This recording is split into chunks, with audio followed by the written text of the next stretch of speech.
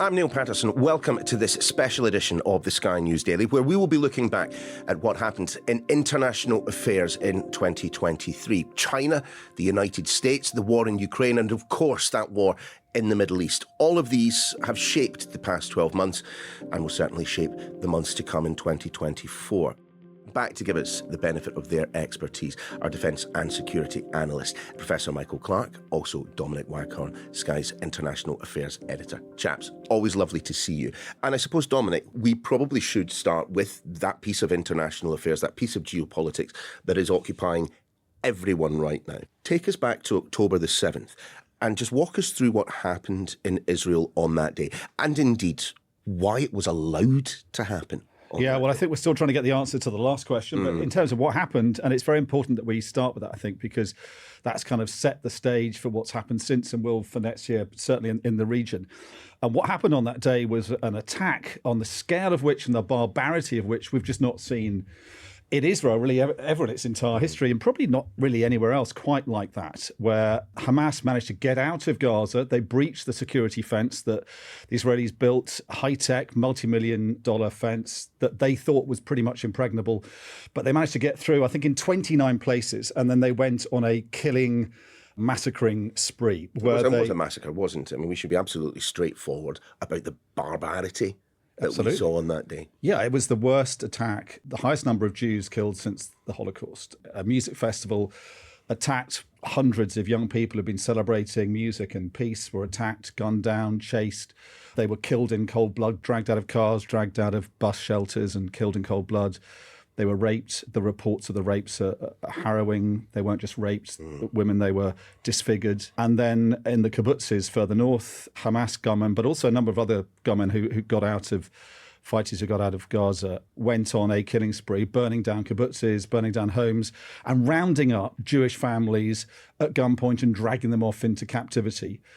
Something that's happened to Jews throughout their history, something that sort of struck at the very heart of the Jewish psyche. So it was inevitable that we saw the kind of reaction we saw from Israel, not just in terms of revenge, retribution for what happened, but also to try and address what had happened to their deterrence. Something I think that caused a lot of concern elsewhere beyond Israel, that Israel had been seen to be humiliated, and that was a threat to regional stability as well as to Israel. Michael, walk us through the response that Dominic was just alluding to there. It has been brutal.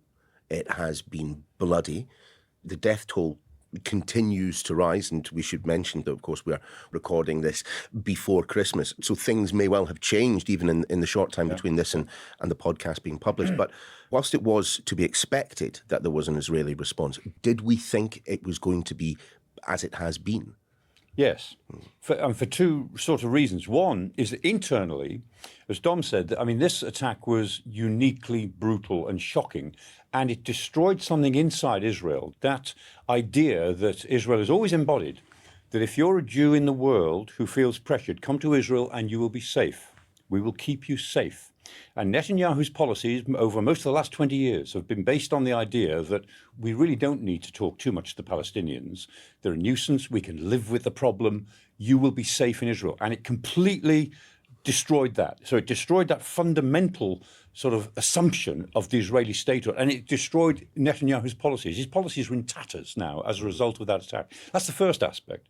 So don't underestimate the effect this is having on Israeli society in the longer term, or will have. The second thing is that because of the attack, we will not live with Hamas anymore. We will not live next door to these people. I'm not even sure they are saying we can live with Palestinians anymore. And the degree of intercommunal tension, 20% of Israel's population is Arab. If you include the occupied territories, 40% of Israel's population that they're responsible is Arab. And both sides are saying we can't live next to each other anymore. And that has dictated this sense that we will destroy Hamas. Israel declared war the day after this attack. They invoked Article 40 of their constitution, which allows them to declare war, call up reservists. And having declared war, the Israeli cabinet, for all sorts of political reasons, has no idea what comes next, other than we destroy Hamas. And that's where we are this Christmas, that this process of destroying Hamas is ongoing, but still, Israel has no idea how it's going to reconcile its own internal Palestinian population or how it's going to live next to 2.3 million Palestinians in Gaza and 2.8 million Palestinians on the West Bank. I mean, Dom, you're recently returned, so just talk to us a little bit about the difficulties of knowing what exactly is going on inside Gaza, because as things stand, whilst we would like to be in there, we cannot. So we're relying on local journalists and fixers for a lot of the information. And I suppose that is playing into the information battle that we have seen, the back and forth, which perhaps was most obvious when it came to Al-Shifa Hospital. There's been an extraordinarily ferocious information war. And I think because Israelis felt this was an existential threat to them. And understandably so. Yeah, they have responded in a kind of appropriate manner. In some ways, it's been hysterical and quite shrill, their response. And from the Palestinians, from Hamas, we've seen extraordinary misinformation. But the bottom line for us as journalists is we can't get into Gaza. International journalists can't get in. The only journalists in there now are those who were there when it happened. And this time round, there weren't many people from outside Gaza who weren't already based there, who were in there. So it's been very hard to peer in at this war and work out exactly what's going on. We have very brave teams in there who've been sending us pictures back, as have other organisations. The Israelis and the Egyptians have barred access to the media, any other people going in. They haven't really come up with a decent excuse, apart from to say, well, why would you want to go in? To which we obviously say, well, we'll take the risk, but we feel it's very important to go in. And the bottom line, I think, is as an eyewitness reporter is, yeah, we have people there, but there's nothing that beats someone like Alex Crawford, who has been trying to get in for weeks now, has tweeted recently a frustration about it. Nothing quite beats someone like Alex being in there with her ability to connect the viewer with the story and to grab you in and say, what if this was your mother or your daughter or your son this was happening to? And I think that's what the Israelis are afraid of, is that kind of connection. At the moment, they're not letting any of us in. So when it comes to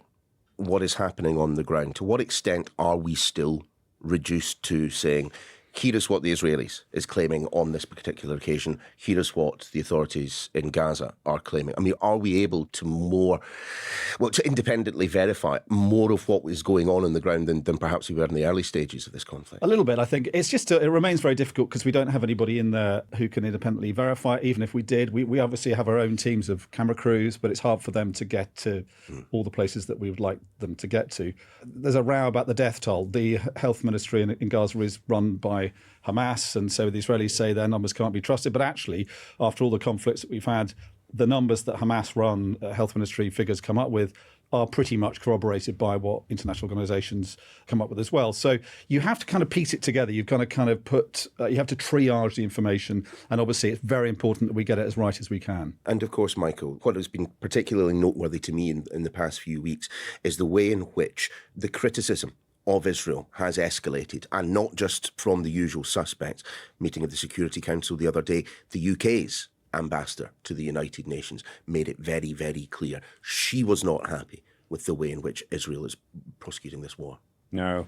If it is done, then when 'tis done, well, it were done quickly. That's Indeed. What Macbeth said. If you're going to do something dreadful, do it quickly. Obviously jinxed us all now by mentioning the Scottish This is play. the studio, it's not the stage. Right, All right. fair You enough. don't have to go around and turn 3 times outside the door. If you're going to do something dreadful, do it quickly. And the IDF knew that they would have to try to do this operation quickly, the Israeli Defense Forces, but they also knew they probably couldn't. They're stuck. They know that the amount of time that the world will give them for this is limited, that the outrage, and right outrage of October the 7th, and we shouldn't forget, as Dominic said, the sheer brutality of that. And it was intended to shock the world. It was intended to be shocking, and it was. And as that fades over the months, so the death toll in Gaza and the inevitable consequences of this sort of war among 2.3 million people, where you're trying to pick out 25 to 30,000 Hamas people in a population of 2.3 million, a population of men of eligible age of about 600,000 who might belong to Hamas, of the right age and gender to belong to Hamas. And you're trying to find 30,000 among those 600,000. That is always going to be a brutal process. And they know that the world will keep on turning against them. And at the moment, they're caught because this operation cannot be conducted completely except with more time to spare. And they don't have it. I suppose, though, the one difference between what is taking place in the Middle East and indeed what is happening on the eastern frontier of Europe, our next topic, Ukraine, is that people are openly discussing what happens when the violence ends in Gaza. We're not quite at that point yet, are we, when it comes to the Russian invasion of Ukraine, are we, Dom? I don't think we are. No, and I think we're now looking back over a year of wasted opportunities, squandered opportunities.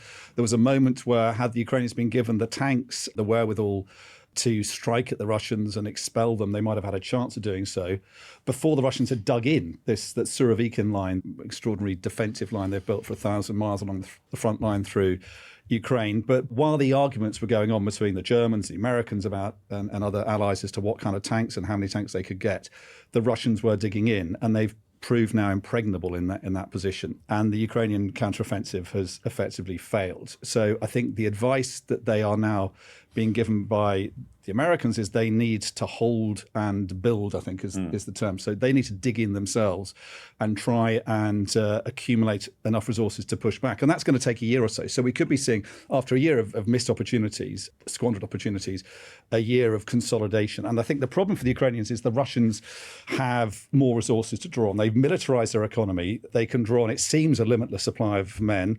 At the moment, there's no political fallout for that. I mean, it will come eventually, presumably, but for now, the Russians have enough to draw on. So that balance of power might shift against Ukraine over the coming year. And that's a big challenge for the West, particularly in a year where we might see an American election deliver a president who seems to want to walk away from Ukraine and possibly abandon it. Of which more a little later in the podcast. But just as regards Ukraine, Michael, I mean, what is fascinating to me is that Vladimir Putin started this special military operation / war, thinking that it would be over in a matter of days. His actions of late would suggest, to me at least, and correct me if I'm wrong here, Vladimir Putin's in this for the long haul now, isn't he? Absolutely. I mean, his whole position depends on it, and his place in history, which is what he's competing for. He wants his place in history alongside Stalin, Peter the Great and Catherine the Great. It all depends on it, and he's prepared to sacrifice any number of lives for that. The Russians know that they can't come back with a strategic offensive until the spring of 2025. Why so long? Because they're gearing up their artillery production. So they're looking to produce 3 million artillery shells a year, but not until 2025 when they'll be up there. They depend on North Korean shells, Iranian shells at the moment. They've had 1 million shells from North Korea in 3 months, whilst the Europeans have promised 1 million shells to Ukraine and have only delivered 300,000 and have said, we can't possibly deliver 1 million. Either we promised it, of course we promised it, but we can't do it. And so the Ukrainians are facing this problem where they've got to survive for 2024. The Russians will just keep at it for 2024 and then try to come back in the winter to spring of 2025, when their war economy should start to show some strategic strength, which they don't have at the moment. So in one sense, 2024 could be an opportunity for the Ukrainians if they were properly equipped to actually win back some of their territory. But equally, if they're not properly equipped and they can't reorganize themselves, then it's a very dangerous time indeed. Because I suppose for President Zelensky, Dom, stalemate is not a stalemate in these circumstances. If the Ukrainians simply stay where they are, that provides, as Michael was saying, the opportunity for the Russians to get back into full fighting strength. Because they are stronger than the Ukrainians, aren't they? I mean, it's just a statement of fact. Yeah, and there's a big debate, isn't there, about whether it's a stalemate or not. Stalemate's more kind of what I think was happening in the trenches in 1914. Yeah, it's not like that. It's not really like that. But there's not much movement on the battlefield. There is naval areas in the Black Sea, and that might change. And I think things might change on the battlefield a bit more quickly, but not in a strategically dramatic sense. That's I think it's a bit like playing Risk or Monopoly, to draw on a festive illusion where you've got to the point where everyone's like, you've gone hell for leather to get all the properties you want to get hold of. One side holds Mayfair and Park Lane, I think it is, and the other one Bond Street and Oxford Street. And then you sort of dig in, you sort of sit there and wait for the cash to build up, and then you go for it at the end. And I think both sides are kind of doing that now. So it's not stalemate, it's in a holding position. But ultimately, the Russians do have the edge, which is why Zelensky has been in America lobbying, begging for more support. At the same time, we've seen Putin in Moscow toasting the fact that Ukraine is, in his words, losing Western support, and I think he said Ukraine will soon be forgotten. I can't remember the exact words, but basically toasting the demise of Ukraine. So 2 years in, he's feeling confident enough to run for re-election and to toast the demise of Ukraine. And you can see why he's confident. At the moment, there's a severe doubt as to whether the Americans will carry on supporting the Ukrainians, whereas there's no doubt at all over Putin's ability as a totalitarian dictator to carry on, pumping out shells and pouring men into the meat grinder. But there is one sort of caveat to that. I mean, I absolutely agree. That war economy, they're moving now to a war economy. But next year, for the first time, the Russian public will feel it, because Russia is now spending 3 times times more on the military than it was spending before the war started in 2021. 300% increase.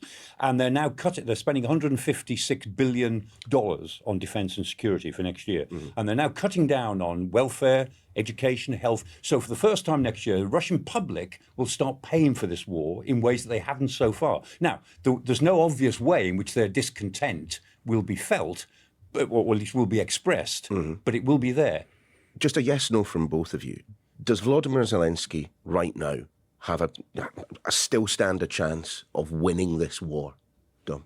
Yeah, I think it's a chance, but I think it needs the West to wake up to the threat to his situation. I think the longer it goes on, the more strains there are within the Ukrainian government, the stronger Russia could get. And I think that the jeopardy for the West is enormous. I mean, if Russia prevails, then Putin's emboldened, China's emboldened, North Korea's emboldened, and the whole principle of might being right is kind of supported and vindicated, which is a terrible situation for the world to be in, for the world order to be in what is a pretty dangerous, unpredictable, volatile environment at the moment. Michael, briefly. Yeah, I mean, the Ukrainians are capable, ultimately, of throwing the Russians out of the territory they seized in February 2022, and maybe a bit more. They're capable of doing that, but they won't do it easily. And it's a bit like, we think back to long wars. The Second World War, from the Allies' point of view, was loss until October 1942, and then victory right through to 1945. These things go in great pendulum swings. It won't be as straightforward as that this time, but you can see we've got to think in terms of pendulum swings, make sure that Ukraine doesn't lose in 2024, and see what the West can do to let them get back as much of their territory as feasible. They do have amazing abilities to innovate and invent and develop, and what they've done with their sort of seaborne drones attacking the Crimean fleet and the Kerch Bridge. I think we could see sort of spectaculars. What they have to do is pull off a spectacular that will convince their allies that they're still in the game. And that's what they're working on, surprises. Michael, Dom, let's pause there for just a second. When we come back, we will be focusing on the world's two superpowers, the United States, China, where they are, what they're doing, all that after this. Welcome back to the special edition of the Sky News Daily podcast as we look back on the international events that shaped 2023. Michael Clarke and Dominic Waghorn are still here. I want to kind of turn our attention to, as mentioned before the break, the world's two superpowers, the United States and China. And the big event that I suppose we should be fixating on the horizon in the United States, the next presidential election. Could it be Donald Trump? It could, and at the moment it looks likely that he would beat Joe Biden if you look at the polls, which is astonishing to people looking in at America. This is a man who, in many people's minds, tried to engineer a coup, a seizure of power after losing the election. And up in front of the court, and goodness knows how many charges at the moment. Yeah, exactly, yeah. But 4 cases, 2 of which are likely to come up in March, which would then obviously have an extraordinary impact on the electoral calendar as well. And I think it's the Washington one, the January the 6th one, but also the porn star hush money case as well that will come up in March. Both of those are a threat to Donald Trump. And I think the fact is the extraordinary sort of perverse logic of the way American politics are is that he's a man who presents himself as a kind of the victim in chief. And the more he is a victim of the establishment, of the state, of the prosecutors, the stronger he seems to do electorally. Now, that I think that's restricted to sort of the 30% base that he has. Beyond that, it's more of a question mark. But there's also a huge question mark over Joe Biden. Well, huge. Just the bottom line is that, economies win or lose elections in America, and Americans just don't feel, for all the benefits that have come economically through the Biden administration and term in office, they're not feeling those benefits. And also, they do feel that he is simply too old. So all those act against Biden, which means he is in a difficult position. It's almost too late to replace him. So I think we're looking at an interesting election next year. Michael, I mean, what would the re-election of Donald Trump mean, not just for the war in Ukraine, but for NATO? Oh, I think NATO will self-destruct if Trump is elected. Everyone says, Trump might pull America out of NATO and NATO will collapse. NATO will self-destruct before that. Because if Trump is elected, then Southern and East European countries will start doing their own deals with Russia in anticipation. So Hungary will, under present management. Romania will, under present management. Slovakia will, under present management. The Serbs, who are not part of NATO, will certainly do deals. They strengthen their deals. So Italy will do a deal under present management. The French will talk grand thing. They'll talk about grand architecture that nobody will understand. And the Germans will go back to doing what they do best, which is dithering. And what you'll end up with is a NATO based on Northern Europe, in which Britain might feature quite largely, but it will be a rump NATO. NATO, based on what these days is called the Joint Expeditionary Force, the JEF, which are the Scandinavian countries, are very fierce about this, Poland, the Baltic states, the Netherlands, Denmark. And you have this northern group of countries, maybe with Canada, who will try to hold things together, but they won't have the strength to do so. So the election of a Donald Trump next November would be disastrous for Europe. And I wish I could be more optimistic. I wish I could say that the Europeans will take up the slack. They'll say it. They'll say all the right things, but they just won't do it. Not just for Europe, and disastrous to the free world, for the Western alliance. We're moving in. I mean, I keep thinking this, and I think I've just got to say it. We're moving into an era, a new dark age of dictatorship and gangsterism.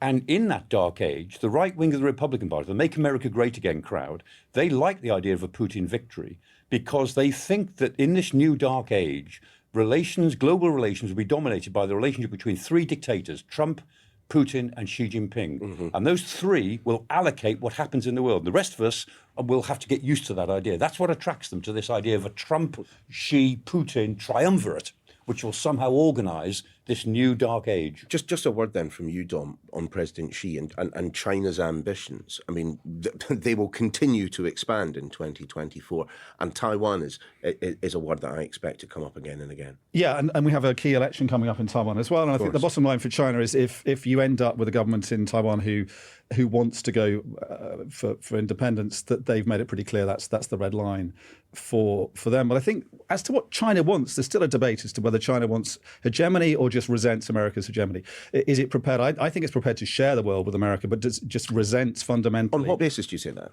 Well, I think it's and there's still a debate about it. I think people argue either way. I think the problem the Chinese have with the world is being designed after World War II on American lines, American values and principles, and the Chinese are polar opposite to that. They have very different values and principles, and they are at odds with America of that. So they want to redesign the world order on their own lines.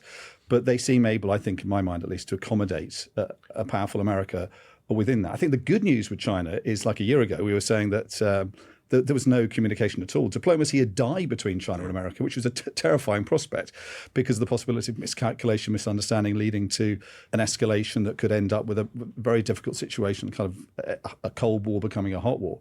But we do have diplomacy now. Again, they are talking both sides, but there still seems to be the momentum within both Beijing and in Washington, rhetorically at least, towards the kind of the idea that eventually there will be some kind of conflict. And that's hard to sort of talk your way away from in the end. I mean, the mid-2020s are going to be a very dangerous decade. As Dom says, if we can get through it, I mean, if the United States and China can come to a sort of a modus operandi for the next 50 or 60 years by 2030, then there's an organising device that the rest of the world can fit around. But if it can't, and Taiwan may be the critical point because Xi Jinping has said he will settle Taiwan while he is in power, and that takes you to 2027, 2028, something like that. If they can't, then that's very dangerous indeed. So I think we're going through a very dangerous period the next few years. If we get through it, then pragmatism and maybe new leaderships, post-Trump and so on, may actually give us a more hopeful horizon. Well, we will see, won't we? Michael, Dominic, always a pleasure to have you in the podcast studio. And that is your lot for this special edition of the Sky News Daily. You can find much, much more on any of the topics that we were discovering. Just scroll back through the podcast feed and you'll find plenty of input from Michael and, of course, from Dom. But that is it for this edition. We will see you next time.